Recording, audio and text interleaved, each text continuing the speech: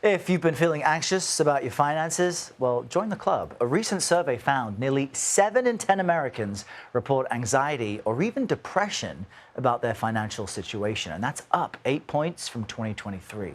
Those feelings are even stronger in younger generations. You see some of the stats here, with about 40% of millennials and Gen Z experiencing this weekly.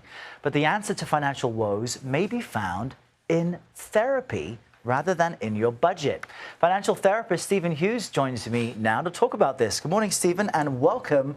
This is a new concept for some people watching. So what is financial therapy exactly, and how does it differ from what we understand to be like a financial advisor or advice that we get? Sure. So financial therapy is really combining financial well-being with mental health and holistic well-being.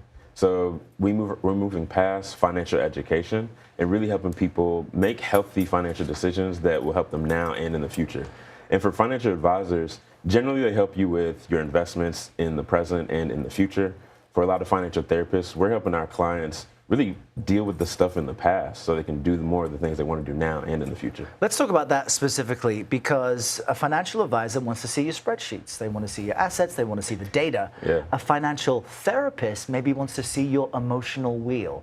But what's the connection? If I'm anxious and depressed about some things in my life, how does that translate to how I might be managing or mismanaging my money? Yeah, everything is connected. And so if you're not feeling the best, you probably have heard people say that they will use retail therapy to feel better and get more control of their money, because they feel as they are using the money the way they want to, and they may not be able to pay that big unexpected expense, that they can get control of things. So really, financial therapists are helping people understand what they experienced in the past, even if it's a money mistake that happened very, very long ago, or something that you saw someone else experience that you developed some financial stress or trauma from. There's another piece of it, I think, as part of this, which is sometimes there is intelligent spending, or putting money, let's say you have savings and you put them in bonds, which means they're locked away. Yeah. That can feel anxiety inducing, even though that's a smart decision with money. So the emotions and how you were raised around money can have a huge impact in